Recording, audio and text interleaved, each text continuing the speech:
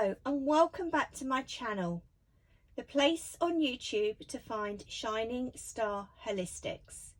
Today I would like to share with you my collective reading for the month of November. As always, I'm using my go-to deck, the Faulkner Tarot, known as the first modern day photographic tarot deck that actually shows real people and real life situations we can all relate to, really bringing tarot into the modern day. You will also notice I have placed an oracle card down here. This is from my very own deck called the Crystal Guidance Cards, available to purchase. All of the information will be in the link below. So let me start by speaking about the numerology and the influences that is going to have for the month of November. So we're still in a universal year 5, which makes November a 7 personal month. So this is a time to clarify your goals and to work on the limiting beliefs that could be holding you back from achieving them. The more that we work on ourselves during the month of November, the better the results are going to be during December. So let's start, as we always do, by looking at card number 1, which talks about what worked well for us during the previous month, which of course was October. Let's take a look. Okay, the 9 of Pentacles. Now, this card has an interesting nickname within the Faulkner family. It's the rich bitch card. It's the card of the good life. It's the card of appreciating what we have, expressing gratitude. And maybe if you have been on a bit of a journey or a bit of a roller coaster over the last sort of 4 or 5 weeks, then you can now look back and feel really pleased with everything that you have accomplished. So in a nutshell, what worked well? Appreciating all of those wonderful things that we have within our lives. And actually thinking about the simplicity of those things as well. When we look at the card here, there's not much on the table, is there? There's a bottle of red wine, very nice. The silver candlestick. And our guy raising a toast.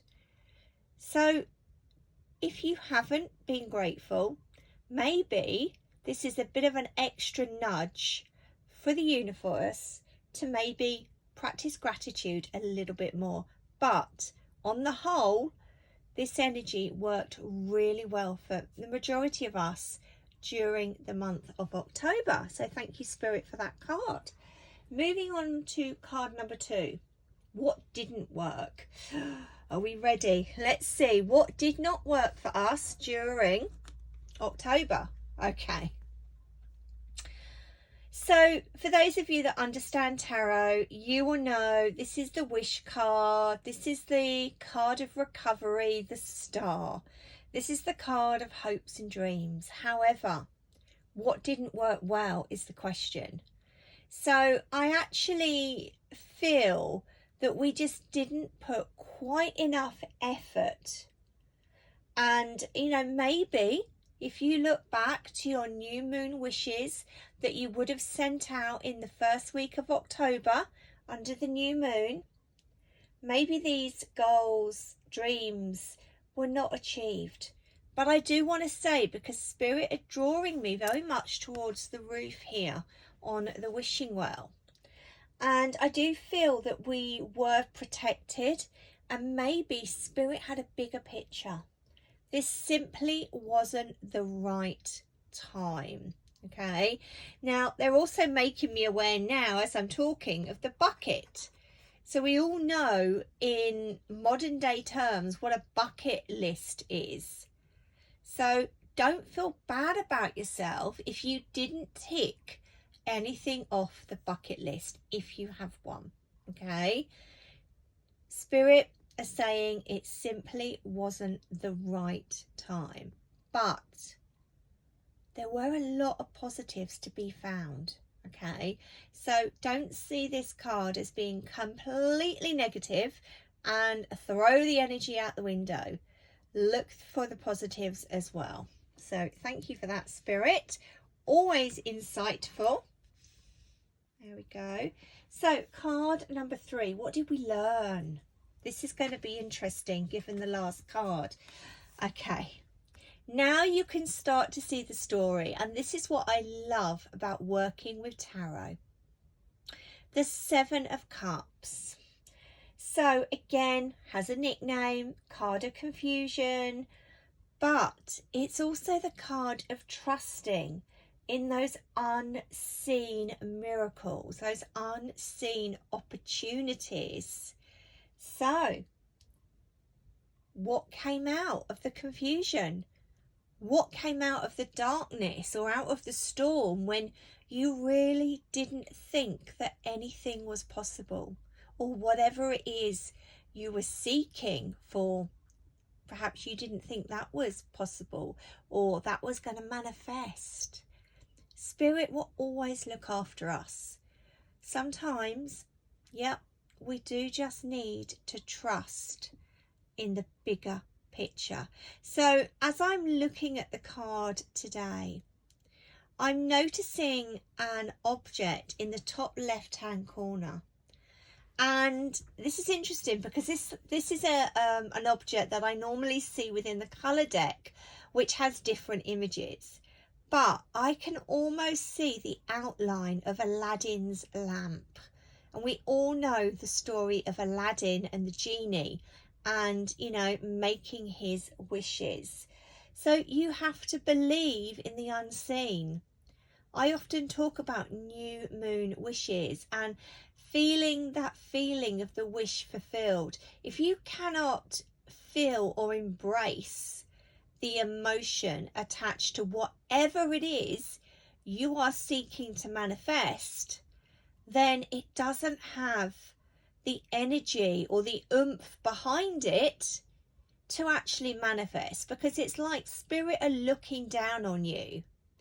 And you know, if you're not that bothered, if you're not feeling the excitement, the passion, the curiosity, and you're just going on with your everyday life, then whatever it is you've written down, it simply doesn't have the oomph, the juice, whatever word you want to use, to manifest in the way that maybe you or Spirit have intended. So I think that's a beautiful reminder to believe in the unseen. So moving on to card number 4. What is the theme for the month ahead? So what do we need to know for the month of November? Remember, whenever we do a reading, a lot of it is about the reflection, the evaluation. What are we learning to take forwards? So what is the theme for this month moving forwards? Okay. The 5 of Swords, fisticuffs, conflict. Okay.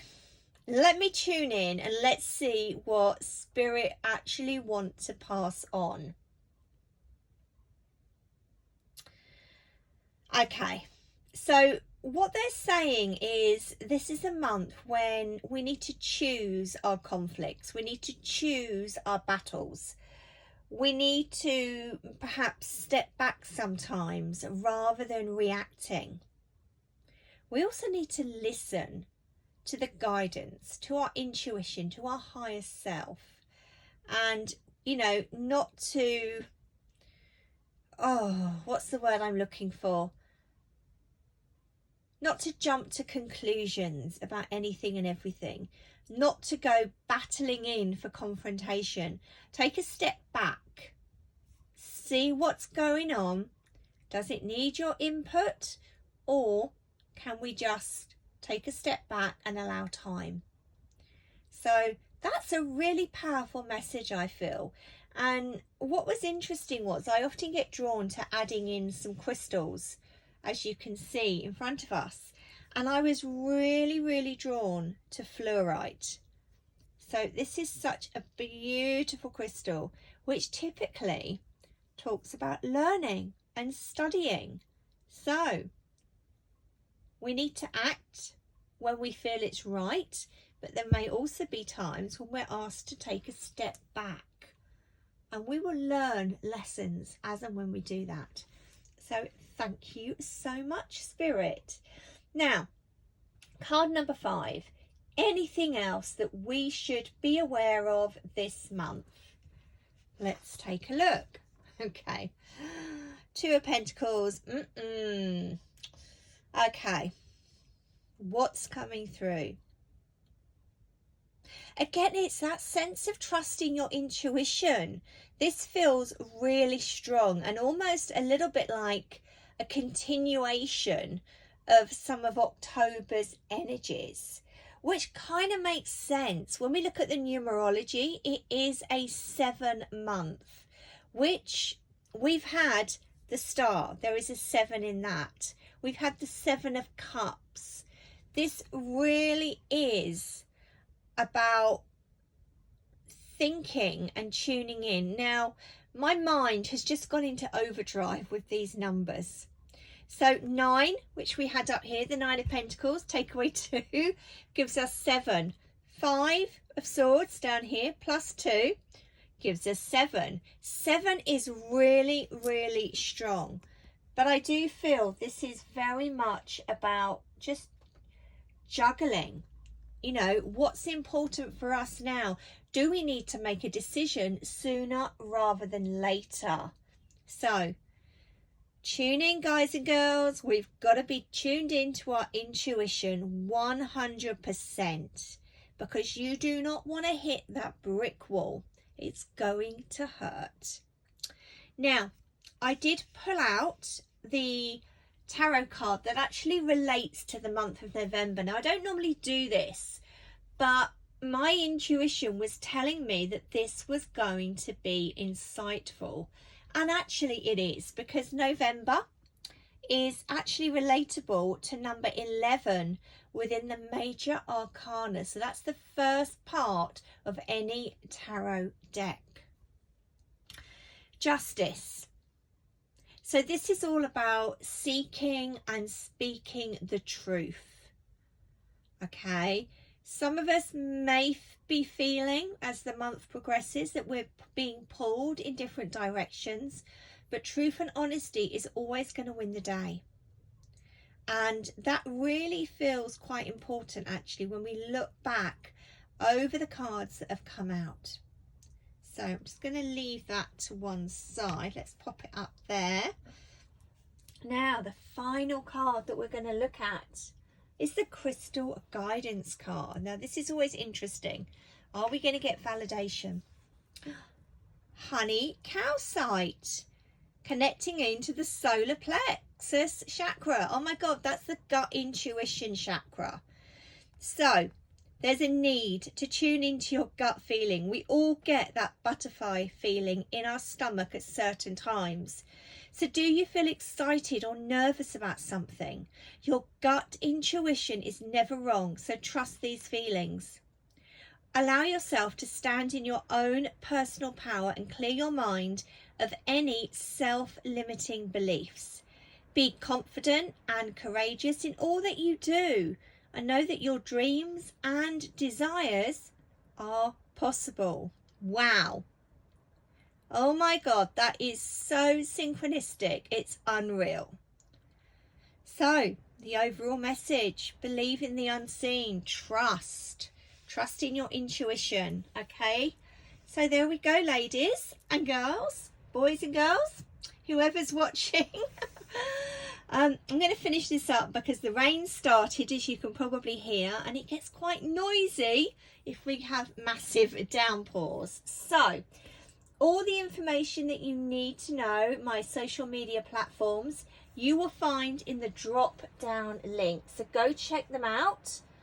And also don't forget that I have the podcast Shining Star Holistics. Now, most people, by looking at the analytical information, are finding it on Anchor, Spotify or Apple Podcasts, but it's also available on Google and some other companies. So So I really hope you've enjoyed this month's collective reading for November. I would love it if you could like the video, hit the subscribe button, and feel free to share with like-minded souls on your own social media platforms. So until next time, lots of love as always from me, Julia at Shining Starr Holistics.